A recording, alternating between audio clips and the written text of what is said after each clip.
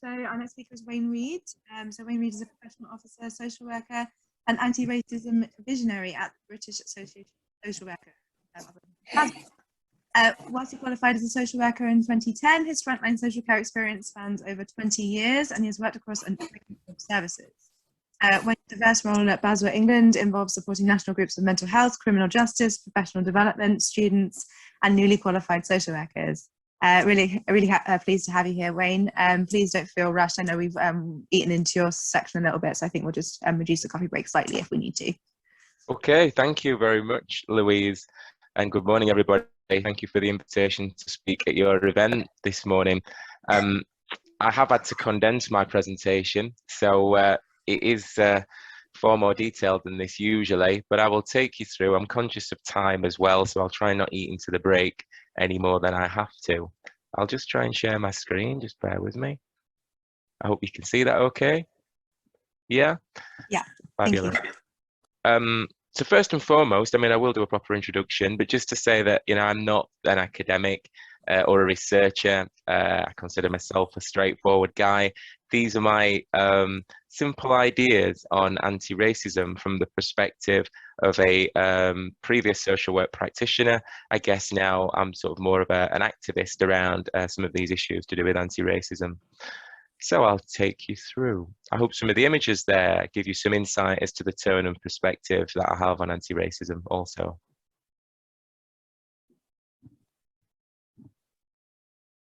So what you can expect is just a brief overview of my social work background, a little bit about my organisation, the British Association of Social Workers. I'll give a view on George Floyd's murder and the significance of that as far as the resurgence of the Black Lives Matter movement. I'll talk about how Black Lives Matter is relevant to social work and the barriers to anti-racism in social work and organisational responses. And that word again, implementation, around the implementation of anti-racism reforms in social work. Just to reiterate, this is a condensed version of the presentation, and some of the proposals that I have about implementation I've had to kind of remove. But people want to get in touch separately, I'm happy to share the full version of the presentation, or I could share that with the organisers and you could look at that at your leisure. There will be opportunity for questions at the end, hopefully, if we're doing okay for time. And there's no need to take any notes, as this presentation is interactive. When you get your copy, you'll be able to look at the web links and the hyperlinks that hopefully reinforce and substantiate much of what I have to say. So my social work background, starting from the bottom, I worked as a placements officer for a private fostering agency to begin with, in a administrative role. Oh, just getting a bit of feedback there. If I could ask people to go on mute, please. Still getting a bit of feedback, if you wouldn't mind muting. Thank you. I think I'm still getting a bit of noise, but I'll continue. My role after that was working for the National Probation Service on an intensive supervision and surveillance programme for repeat offenders aged between 18 and 25. I then worked with young offenders under the age of 18 in court arenas and in the community. I then embarked on my social work studies, and my placements were in adult mental health services, again in a community setting, and then in a child protection team as a duty and assessment officer. I've also worked with care leavers as a young person's advisor, and my role prior to joining BASW was as a supervising social worker for a different private fostering agency for roughly 8 years. And I've been at BASW now for around 3.5 years. So the British Association of Social Workers, we are a professional association for social workers. We cover the whole of the UK, and we've been established since 1970. We're a member-led organisation. All of our members are social workers, and we aim to promote social work, the interests of those within the profession, and of course people who use services. And we have over 21,000 members across England, Scotland, Wales and Northern Ireland. And we pride ourselves on being the strong independent voice of social work and social workers. And you'll see there in the corners of that slide the branding and how it's changed over the years. Okay, so I'm going to cut to the chase now with regards to anti-racism in social work. And this, I suppose, is a disclaimer to some degree, this slide, in outlining my perspective on anti-racism in social work, how it's both personal and professional for me, how there are very few Black male social workers. There's very few male social workers in actual fact. So my perspective is very much a minority within a minority perspective, but I'd like to think valid nonetheless. My opinions don't represent all Black and ethnic minority people's opinions, as we are not a homogenous group. And I refuse to be the tokenistic Black voice of BASW. I'm one of many Black voices in social work. And actually, there are a couple of colleagues who have joined BASW since I wrote this slide, who are also specialising in anti-racism. One who is covering the UK, whereas I cover England, and another colleague who is supporting our equality, diversity, and inclusion agenda. Also, I need to reiterate that I'm not an expert in organisational development or leadership or academia or research. However, I am an expert with lived experience of personal and professional racism in life and in social work. So these are purely my opinions. And I must emphasise that this presentation focuses on the experiences of Black and ethnic minority social workers and not service users. As I mentioned before, BASW is a member-led organisation that focuses on social work and social workers. So my perspective really has unearthed that there are very few protections and support for social workers of colour. So that's really the emphasis of my work. And I'm sure you'll be aware that already there is lots of, there's a body of work around the experiences of service users of colour. So just to make that point. So why was George Floyd's murder such a catalyst? George Floyd was murdered by a police officer, and the world has seen the evidence. His murder was the latest in a long line of atrocities, brutalities, and calamities endured by the Black and ethnic majority communities across the world. This has a long history, longer than is sometimes convenient for honest acknowledgement. Some commentators refer to George's death, which is a dilution of what occurred. He was brutally murdered.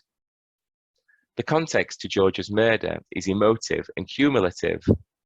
There was the Amy Cooper race grenade, which is an incident that took place just prior to George Floyd's murder. That link will take you to that incident when you get your copy of this. There's also been endless examples of police brutality cases in the US and in the UK. There's modern day systems of oppression, and the historic and ongoing suppression of the effects of slavery and colonialism in mainstream education. These factors can accumulate and create an acute sense of anger and rage. These emotions sometimes manifest into civil disorder and protest. However, anarchic extremists are known to infiltrate protests and covertly fuel acts of looting and violence, which are then used to discredit legitimate protesters.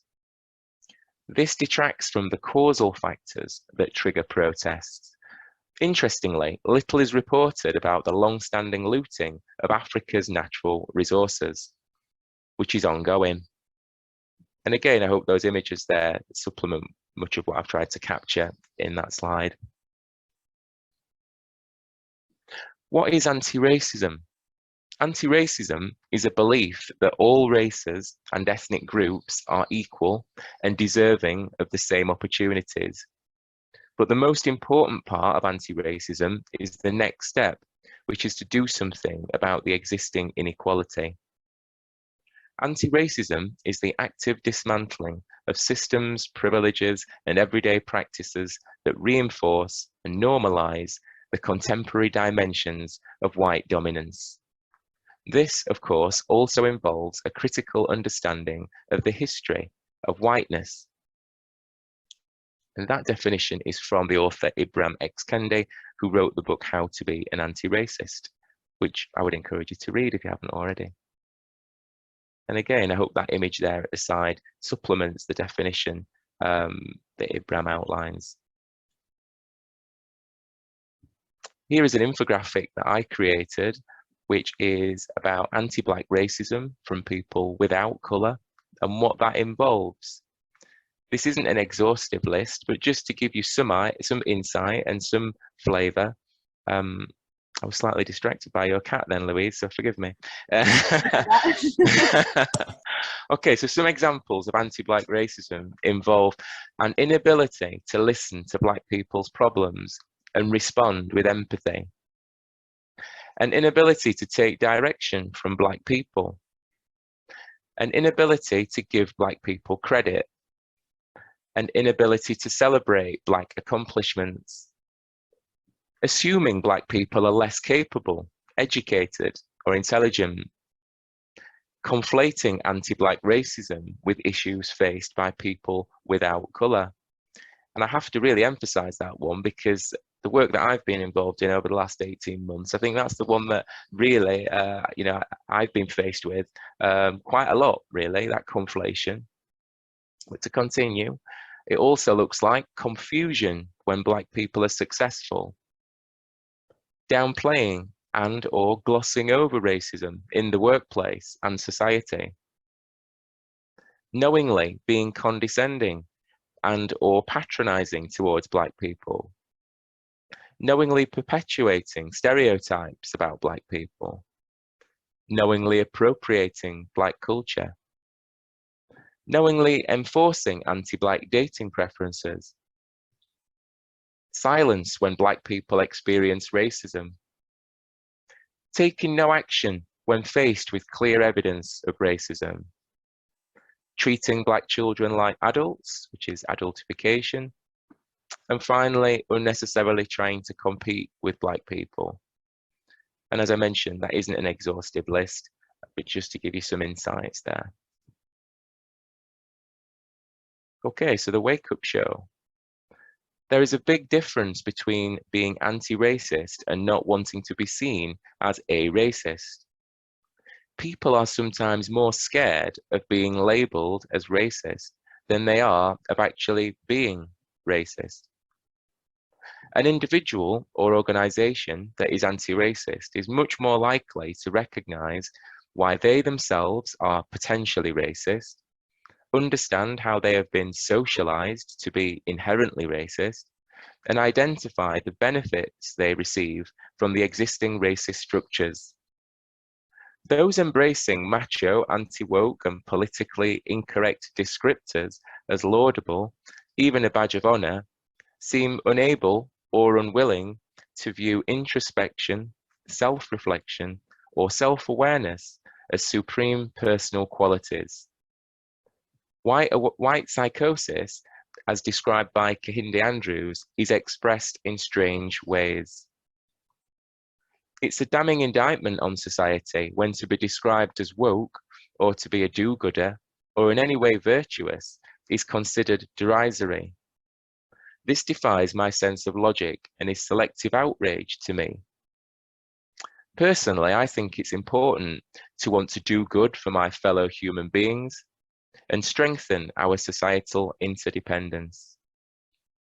I challenge anti-woke people to actually define the word woke. Many of their responses are laced with absurdities. Some will cite the Commonwealth as a victory on race relations. Common wealth for who?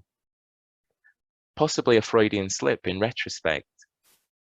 Ignorance allied with power is the most ferocious enemy social justice can have. And that's a quote from James Baldwin, which I've altered slightly. But I hope that resonates. How does anti-racism relate to social work?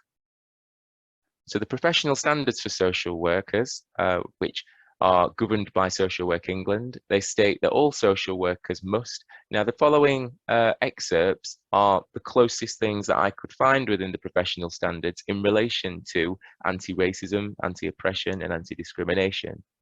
You'll see that they don't explicitly mention those terms, though. But just to expand on those, so the first is recognising differences across diverse communities and challenging the impact of disadvantage and discrimination on people and their families and communities. I don't think anyone would agree with that, would disagree with that. Promote social justice, helping to confront and resolve issues of inequality and inclusion. To not abuse, neglect, discriminate, exploit, or harm anyone, or condone this by others. And finally, to report allegations of harm and challenge and report exploitation and any dangerous, abusive, or discriminatory behaviour or practice. So none of those are particularly contentious, I believe, but none of them explicitly mention those values and ethics either. And social work has a long history, really, of embedding those values and ethics with regards to social justice. There are a number of links there that you'll see further down the page, which I'd encourage you to have a look at. Just to have a look at the core essence of their value to social work.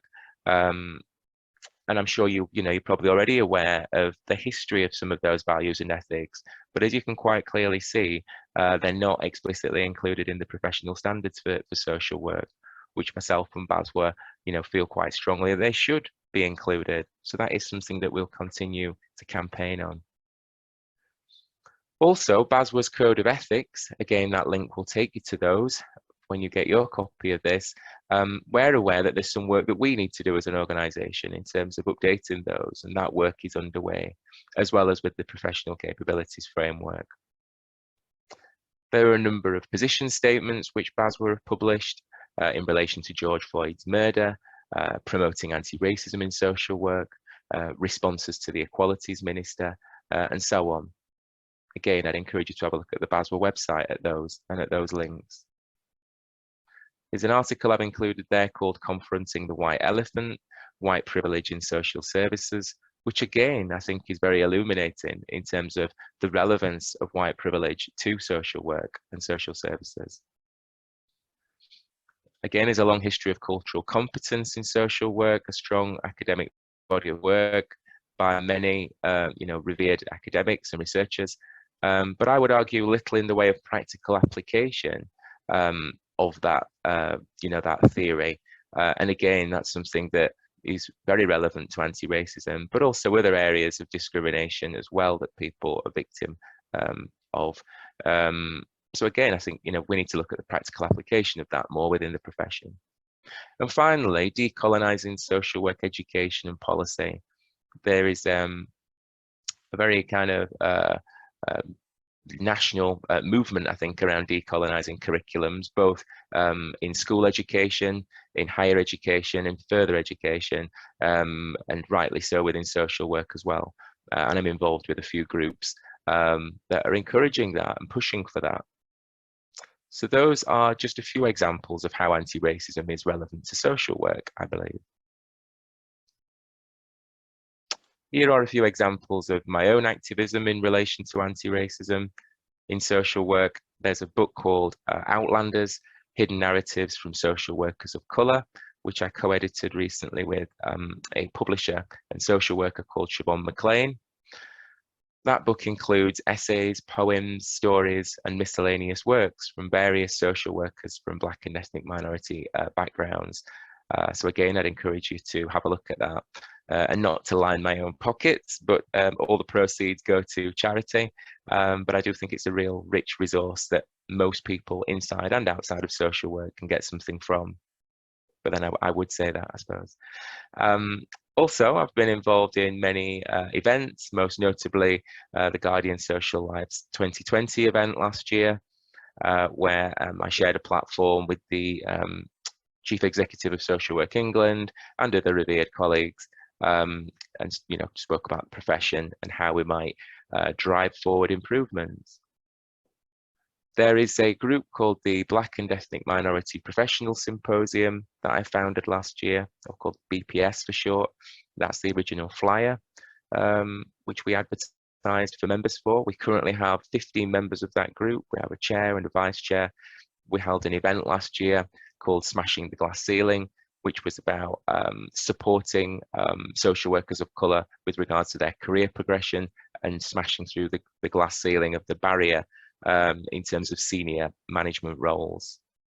Again, that recording is available on the BASW website. I also spoke at an event alongside David Olasuga, who is a revered Black British historian, and Isabel Trowler, who is the Chief Social Worker for Children and Families. There's been a number of articles that I've written with regards to anti-racism in social work that cover different aspects of the work with regards to social work, from the feelings of practitioners to how I feel social work regulation perpetuates white supremacy, and lots of other things in between.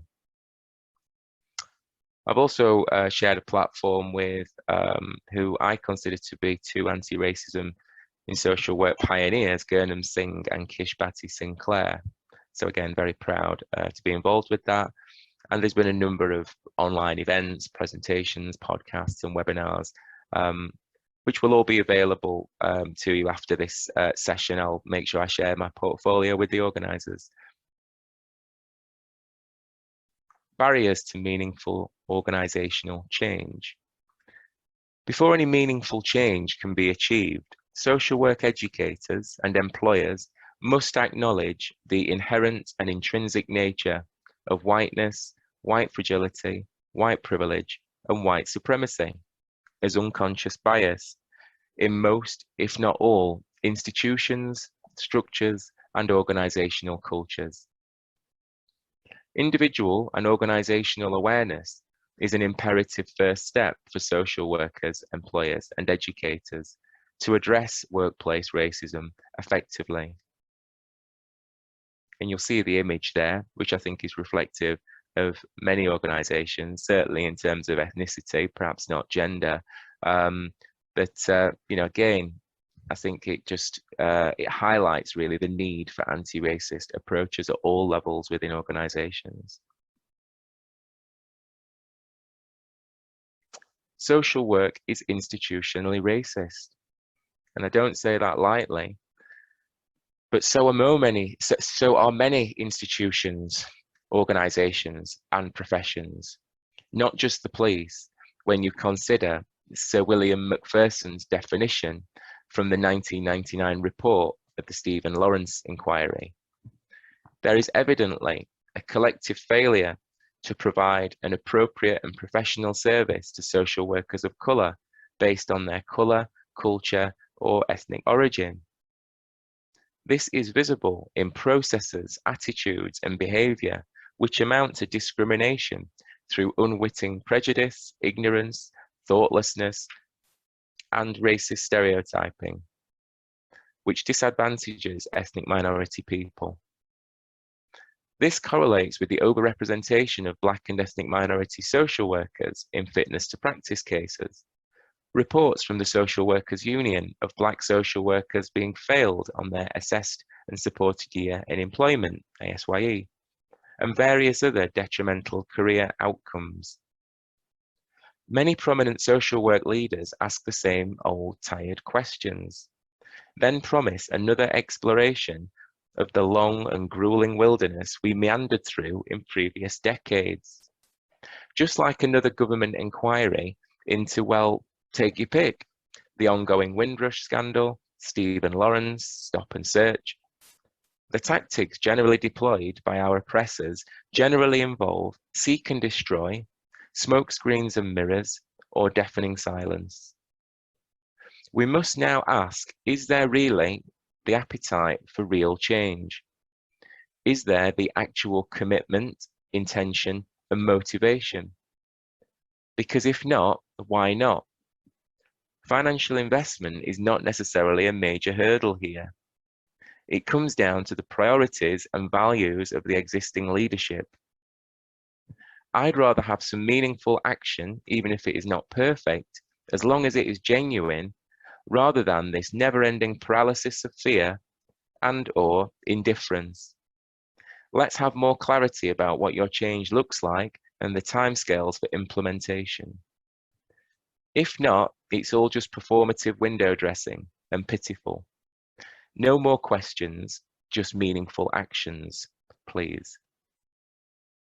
Now that might seem quite pointed, that slide. The reason being is that it's an excerpt from an article that I wrote But I stand by a lot of the sentiments and the points that I raise within that slide, and it's really aimed at those with power and influence. Here is a framework that I devised. Now, it's nowhere near as sophisticated as some of the frameworks that I'm sure yourselves as academics and researchers will put together, but it's just very much a kind of cobbled together framework that I believed, in terms of anti-racism and commitments and taking action, it would assist organisations and leaders. So you'll see 4 different strands on the left-hand side in the left column. The first strand is around accelerating diversity within organisations, and that's about building a workforce more reflective of the communities that we serve by promoting opportunities for Black and ethnic minority people to enter and advance within organisations.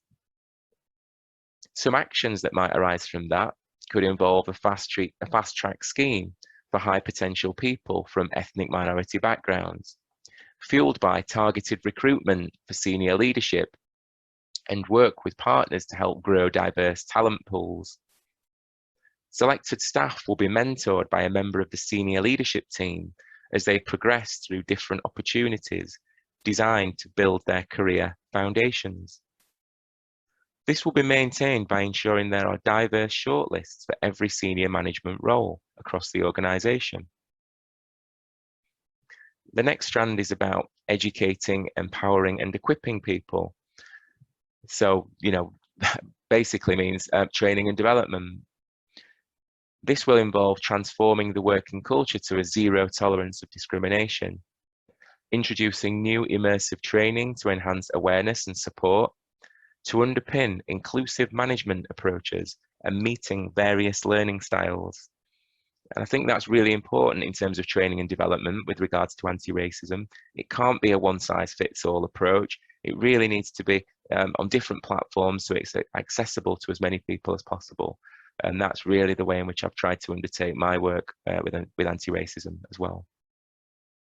Some actions that might arise from that would include race and culture awareness training, will be mandatory for everyone.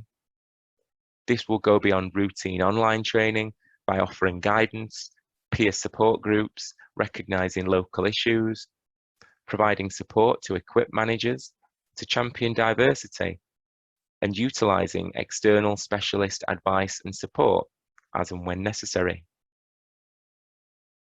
The next strand is for managers and senior leaders, and it's about leading by example.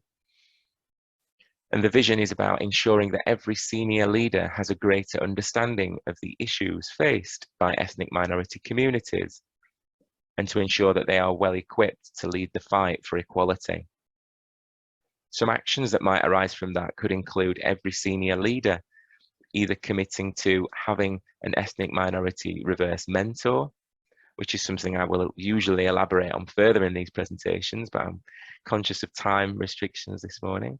But reverse mentoring is certainly one way.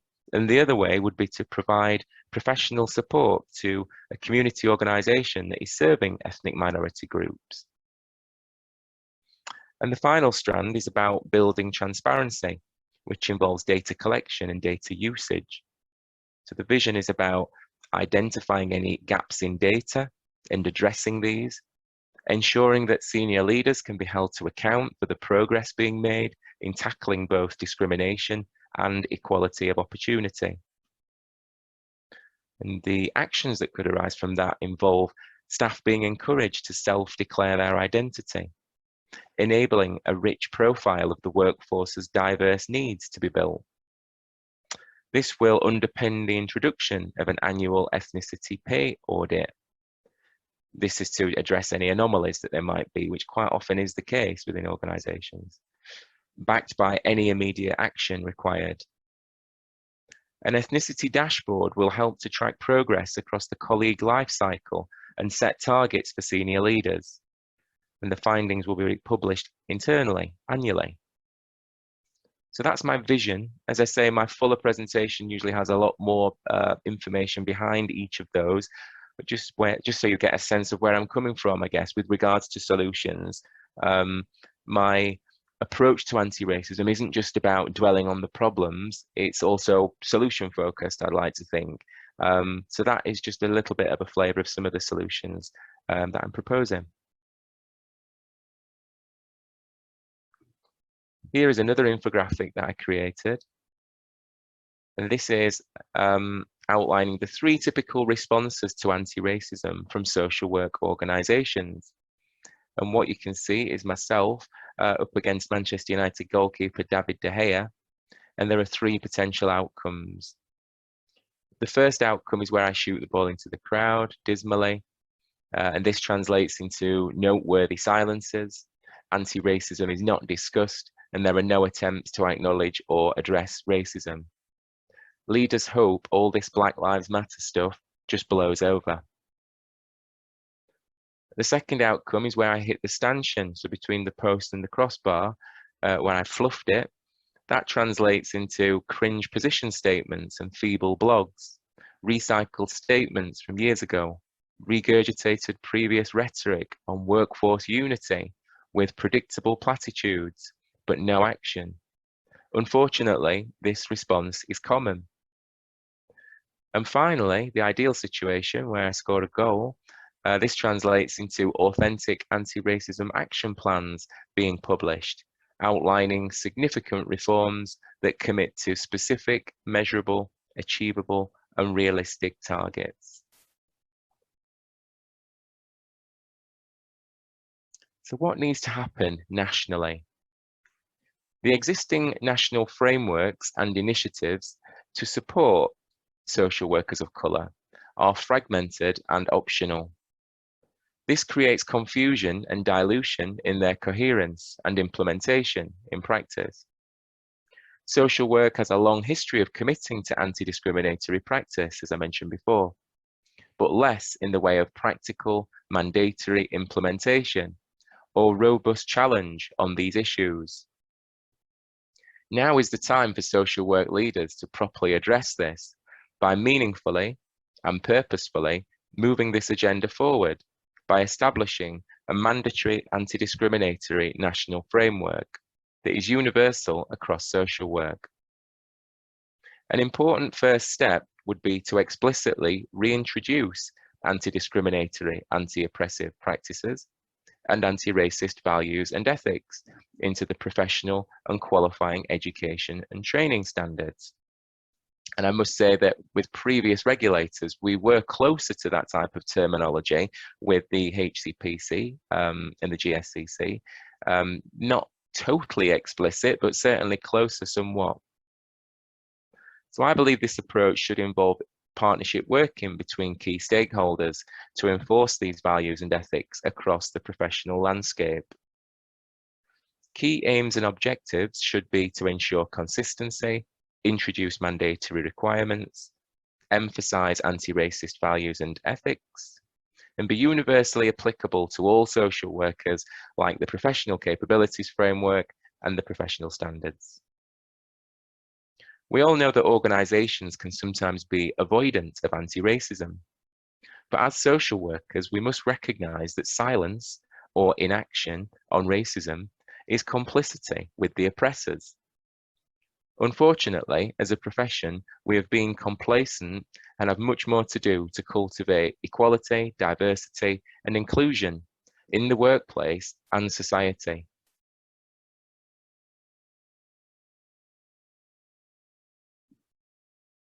And that is the end of my presentation. Thank you for listening. I'd like to invite any questions or comments at this point, please. Thank you so much, Wayne. Thank you. Great, we've got plenty of time for questions, which is fantastic. Maybe if you could stop sharing for a second, maybe people if they are putting their hand up. Otherwise, any questions in the chat. Let me try and do that. Social care colleagues who've joined us as well. If you have any questions, please do ask them. There we go. Can I just say, while people are formulating their questions, really wanting to promote the anti-racism movement online via social media. So if people are happy, if they don't mind putting their cameras on, I wouldn't mind taking a screenshot to be able to share, if that's okay. Oh, fabulous. Very responsive. Nice to see some faces. Lovely. Okay, then I'll give people just a minute to do that. Excellent. Okay. I'll give you a lead in, don't worry, so you can smile, folks. Okay, so 3, 2, 1, cheese. Fabulous. Thank you very much. Okay, Louise, over to you for the Q&A. Thank you. I think we have a question from Gabrielle. I see that you've got your hand up. Hi, Wayne. Thank you very much. That was incredibly interesting. I'm just wondering, for those of us who are evaluators in the space, is there anything you would recommend in terms of how we work with social workers when we're evaluating programs, when we're working with Black social workers, in terms of how we take the factors you've raised into account in the way that we're working? Yes, I guess some of it is about from an allyship point of view, whether that be personal or professional, both ideally. Thinking about some of the principles of allyship, for me, I think that that's about sharing vulnerability, sharing risk, sharing power. So it's more about sort of doing with rather than doing to. And I guess if that's something that can be at the forefront of evaluators' minds when they're working with people of colour, you know, regardless of whether they're professionals or not, I think it goes a long way towards being anti-racist, really, and having those authentic, honest conversations about where you're at on your personal or professional journey as an ally or as an anti-racist, you know, expressing that you might not know the correct terminology, but asking them, you know, how they want to be addressed. And as I say, it's really just about that authenticity and being honest with yourself and with the individuals you're working with. I'm trying to be really broad in my answer there, but I hope that helps and answers your question. Yeah, that's great. Thank you so much for your time. Thank you. Another question from Sarah in the chat here. So thank you, Wayne. I think BASW covers both adult social care and children's social care. Reflections on similarities or differences in anti-racism challenges or responses across those two contexts. Yeah, as I mentioned at the outset, my focus is very much on the workforce. So as much as I have a pretty diverse experience of working with both children, young people and adults, I think that there is a strong body of work around working with service users of colour, and I think that there is a lot less that has been documented or evidenced about the experiences of social workers of colour. So that's really why I emphasise on that. I think some of the differences with regards to children and young people, their needs, and adults, there's lots of organisations out there, certainly that I've been in touch with over the last year, where that is their focus. So I'm more than happy to have a dialogue with that person offline and to signpost them to them and, you know, share some of my own views around that. But yeah, my head is very much on the workforce. And, you know, I guess I should end my response to that question with, I strongly feel that if anti-racism doesn't exist for social workers of colour, can it ever really exist for service users? And I know that's quite a generic answer in terms of children and young people and adults, but that's why I'm really focused on that. But by all means, get in touch with me offline and let's continue that discussion. Thank you, Wayne. I'll leave Sarah you to follow up with Wayne if you'd like. Perfect. And we have a question also from Ellie Ott. Thanks, Wayne. It was a really good presentation, I think really helpful. Thank you. I would love to hear more about the reverse mentorship that you kind of referenced and not having time. So if you explain a little bit more about that, that'd be great. Yes, of course, no problem.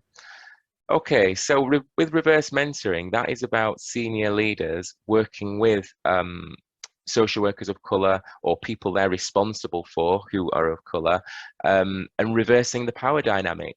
That's essentially what it's about. I believe that there has to be some very firm and robust protections around that, though, in order for it to be effective. And some of that would look at confidentiality.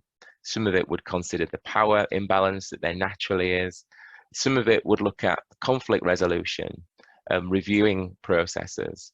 So there's some key principles there that I think have to be involved in reverse mentoring, but it is essentially just about reversing that role and the relationship, I guess, in terms of the emphasis and the authority being with the reverse mentor, and the person who's being mentored really being in a position where they're not just willing to listen, but actually committed to taking meaningful action as well.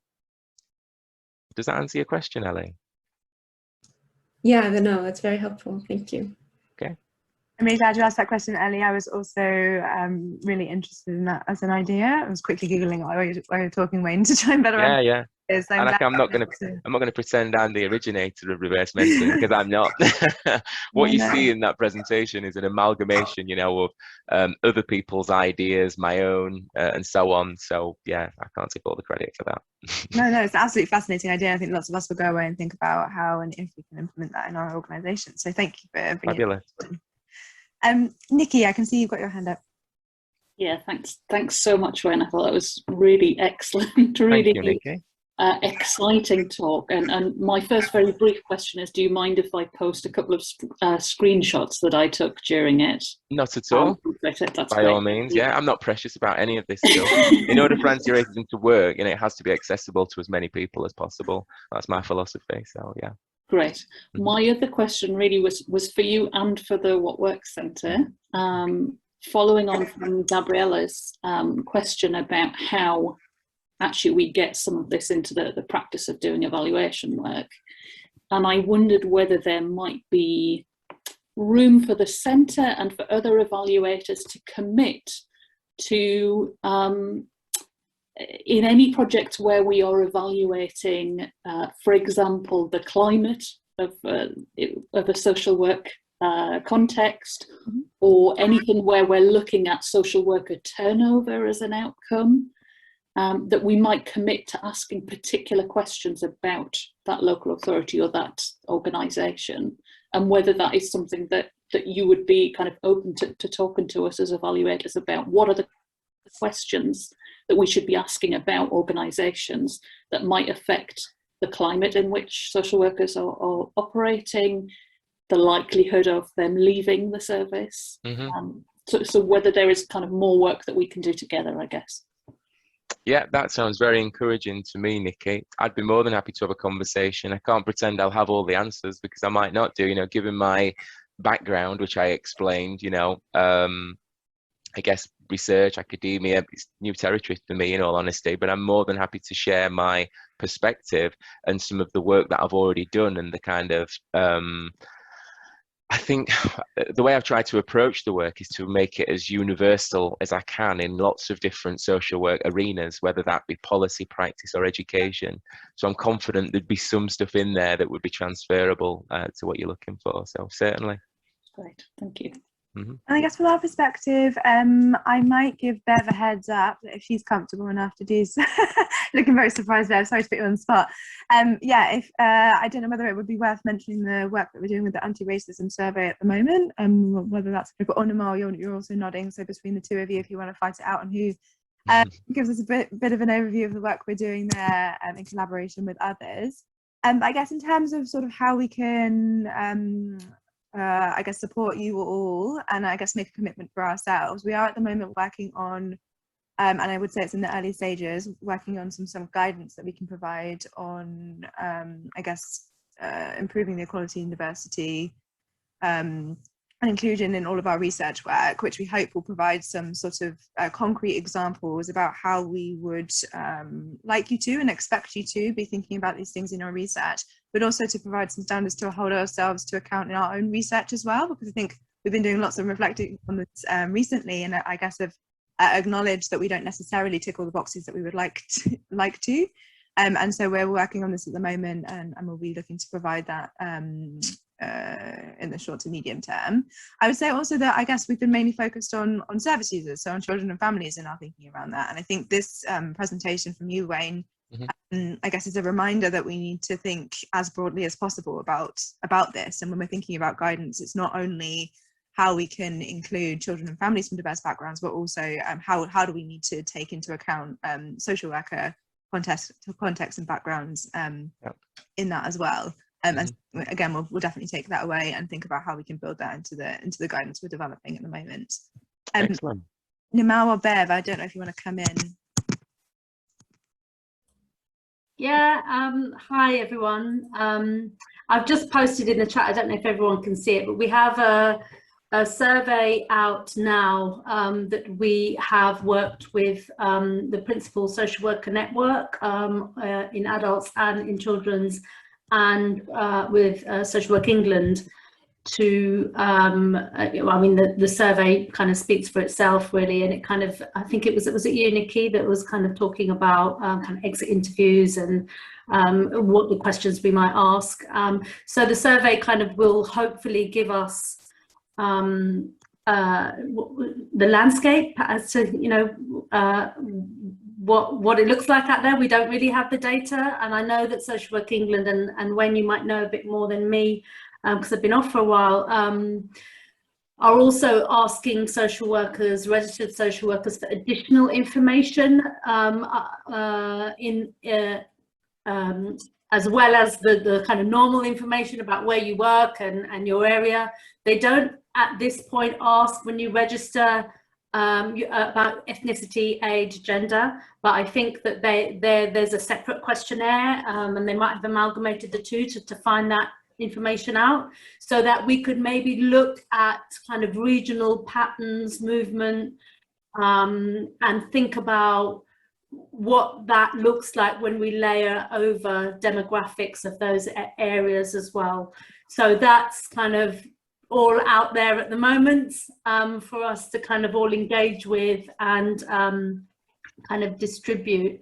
And just very quickly, you may have also heard of the workforce race equality standards, and they are also kind of linked. So that's another piece of work. And again, I'll can put a link in for people to kind of have a look at, and happy to talk more about that. I know people know that I can kind of talk about that extensively, but that's another kind of way of trying to think about what tools and methods we can use. So like the reverse mentoring, how do we know it works? How do we try it out? What are the kind of elements to success? You know, so I think with the workforce race equality standards and the survey that's out, those two pieces are going to, I'm hoping, give us a really good picture. And then it's, well, what do we do to try and you know, balance some of the things that might come out that data will tell us. I guess just two other things quickly to mention, so which are particularly relevant to your presentation, Wayne. So something else that the team has been working on for a little while is a rapid review, specifically on the experiences of the workforce, just to see, I guess, to explore a little bit further whether we can find anything within the literature.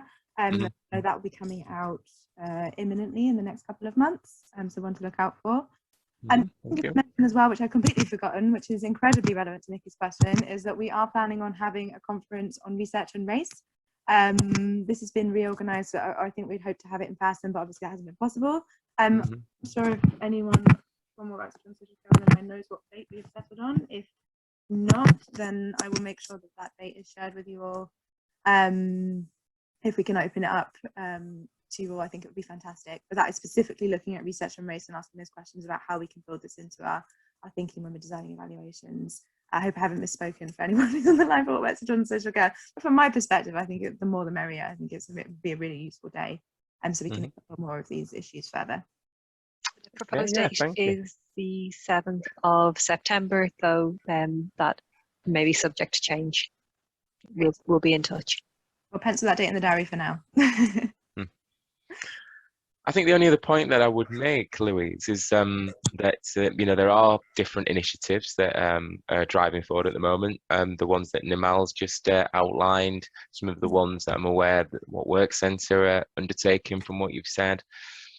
I guess one of the underlying things for me is what I included within the presentation about the space for discussion and exploration of issues to do with race, and then the real very desperate need for action, and whether that's, you know, the right action straight away. Who knows? It depends what action is involved and who is kind of, you know, attempting those changes. But it's about that continuous refinement of action for me. And some of that, I think, is sort of what people undertake in their individual spaces that they occupy, and then for others, organisations and the spaces they occupy within the social work landscape. So yeah, you know, I think there's a place for talk and a place for walking the walk almost, but also I guess in between that is the very danger of re-traumatizing victims of racism through what can sometimes, in my experience, be circular discussions. Sometimes if those discussions aren't fruitful, then I think that can add to the sense of frustration for people of colour. So that's not, you know, me being critical, but simply just highlighting, I guess, some of the potential viewpoints from people of colour, and some of the pitfalls as well when trying to take action. Any final questions before we go on the break? I think I've kept to time there, haven't I? I think perfectly. Yeah. So thank you so much, Wayne. I think that was a really powerful and fascinating talk, and I think it's a lot to take away and think about. So thank you for joining us. Thanks for the invitation.